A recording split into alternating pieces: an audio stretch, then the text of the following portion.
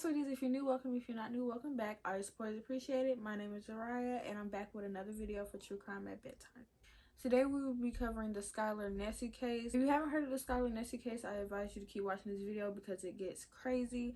So without further ado, grab your snacks, grab your drinks, and grab your stuffies, and let's go ahead and get into the video.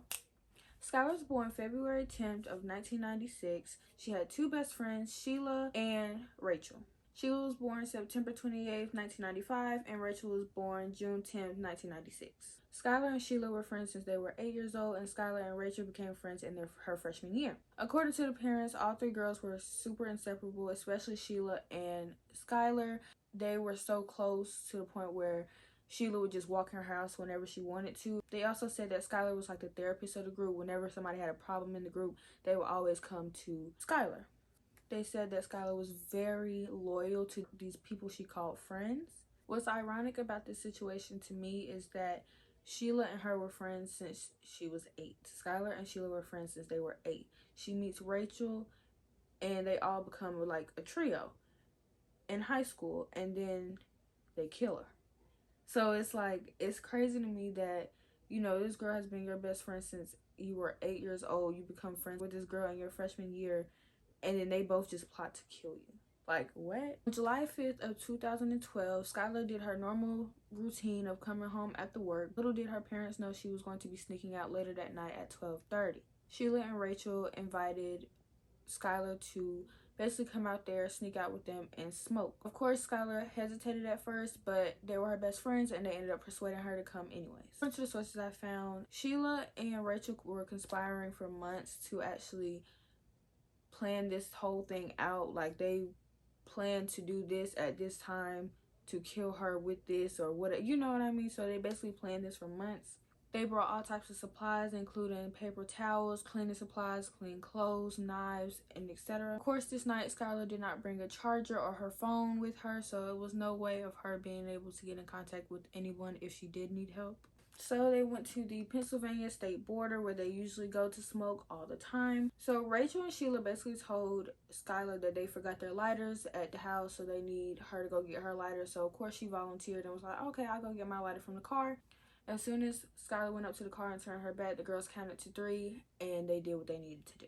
Skylar did fight back. She tried to run, but Rachel just tackled her and began just stabbing her repeatedly over and over. Skylar still fought. She wrestled Rachel to the ground and slit that girl, what's this called? Slit her ankle, as she should. She fought back, and that's what one thing I can say about Skylar. She fought back. She was not going down without a fight.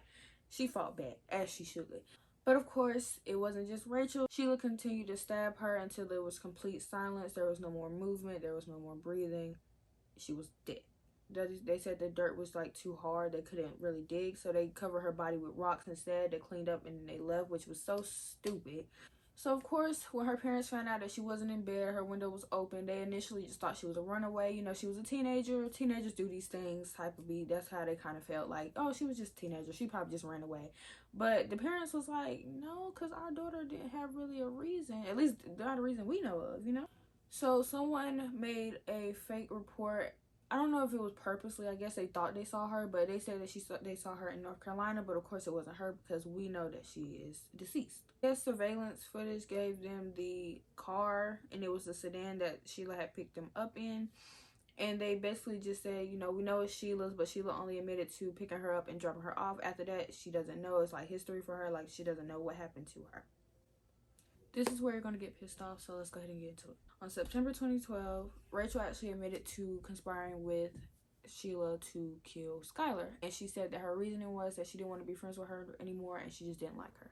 People who aren't mentally insane, they just go and say, I don't think we should be friends anymore. You know what I mean?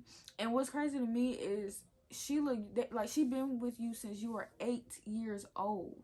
And you decide, oh, well, if you want to kill her, I don't really want to be friends with her anyway, so we can just kill her. Like, instead of letting her just go on freely with her life and just saying we don't want to be friends with you anymore and starting your own little group, y'all decided to kill her.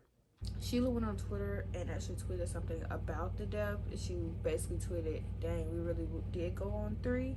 They put the tweets up and they literally had no remorse. And the craziest part about this is Sheila actually helped the parents put up flyers for missing person flyers. Everything she gets coming to her, I feel is due to her.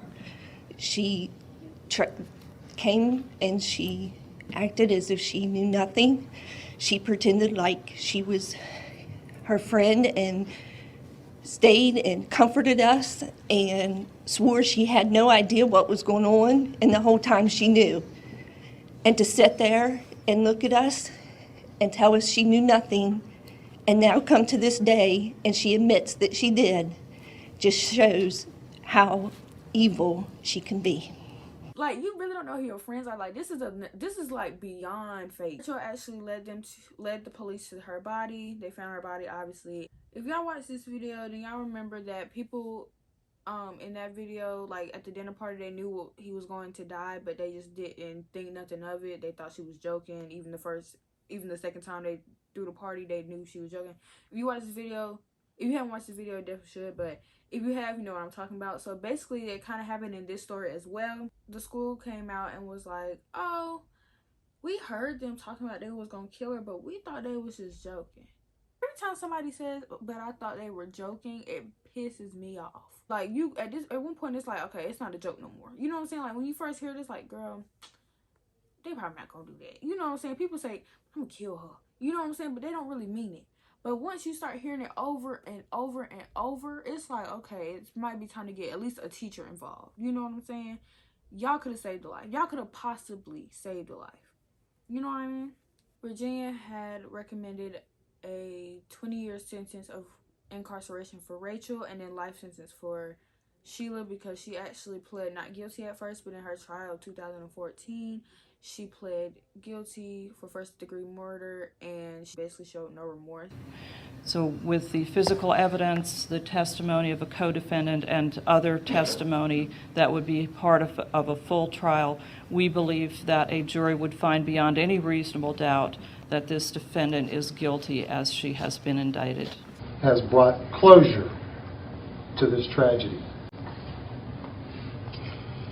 Further, it's my belief that Sheila Eddy would not have pled guilty to first-degree murder without the confession of Rachel Schoaf, and it would have caused the Nesse family to endure a painful trial.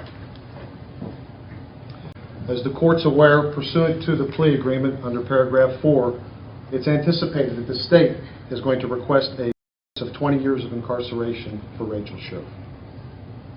However, also in the plea, it was anticipated that we would ask this court to sentence Rachel as a juvenile pursuant to West Virginia Code. So she was sentenced to life with mercy. Mercy. After the whole trial, after, you know, everything kind of hit the fan, they came up with the Skylar's Law. It's basically used to put out an immediate Amber Alert when somebody says that their child may be in danger, or, you know, says they're lost, they haven't came home type stuff. Because if it wasn't for that, like, they probably could have found her body faster, and they probably could have did all of this quicker, because, you know, like I said, they went, I think, what's her name? Sheila went 2 years without any imprisonment because, you know, she was sentenced to life in 2014, 2 years after the death. If you enjoyed this video and you like this type of content, go ahead and subscribe for more, and like this video, and comment down below your favorite crime documentary or true crime story. I will see you guys in my next video. Bye!